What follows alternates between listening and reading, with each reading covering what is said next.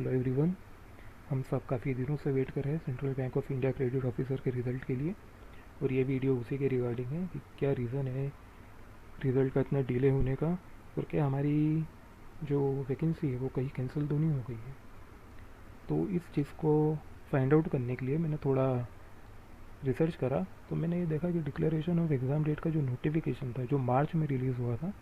जिसमें हम मेंशन था कि हमारी जो एग्ज़ाम होगी वो 5 अप्रैल 2025 में होगी। उसका अगर हम लास्ट पैराग्राफ देखें तो उसमें ये क्लियरली मेंशन करा गया है कि the bank reserve the right to reject any application candidature at any stage और cancel the conduct of examination और to cancel the engagement process entirely at any stage without assigning any reason. जिसका simple सा मतलब ये बनता है कि जो बैंक है वो अपनी मर्ज़ी से कभी भी किसी भी स्टेज पे ये जो प्रोसेस है एग्जामिनेशन का वो कैंसिल कर सकती है, और किसी इंडिविजुअल का कैंडिडेचर भी कैंसिल कर सकती है।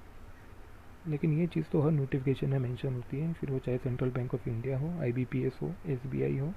आरबीआई हो या यूपीएससी की एग्ज़ाम हो। लेकिन और पता करने के लिए क्या ऐसा पहले कभी हुआ है कि किसी बैंक ने कोई एग्ज़ाम कैंसिल करी हो, तो 2020 में बैंक ऑफ बड़ौदा ने एक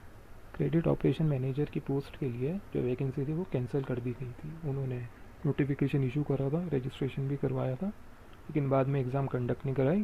वो जो वैकेंसी थी वो कैंसिल कर दी गई थी। मैंने ये दोनों डॉक्यूमेंट जो है वो डिस्क्रिप्शन में उनकी लिंक अटैच कर दी, आप जाके देख सकते हैं आपके रेफरेंस के लिए। लेकिन हमारे केस में थोड़ा उल्टा है, क्योंकि हमारी एग्ज़ाम जो है वो कंडक्ट तो हो चुकी है, रिज़ल्ट अभी तक लेकिन कंपाइल नहीं हुआ है, और हमें अभी तक रिज़ल्ट बताया नहीं गया कि क्या है और आगे की क्या प्रोसेस रहेगी। तो चांसेस तो दोनों के हैं कि वैकेंसी कैंसिल हो भी सकती है और नहीं भी हो सकती है। लेकिन अभी तक का देखते हुए कि जो 45 डेज से ज़्यादा हो चुके हैं, तो काफ़ी हाई चांसेस तो ये लग रहे हैं कि हमारी जो वैकेंसी है वो कैंसिल होगी, क्योंकि आईडीबीआई की भी अभी एग्ज़ाम हुई थी और उन्होंने रिज़ल्ट डिक्लेयर करा था। उनकी जो वैकेंसी थी वो comparatively central bank of India से कम थी, उनकी शायद कुछ 650 के अराउंड थी,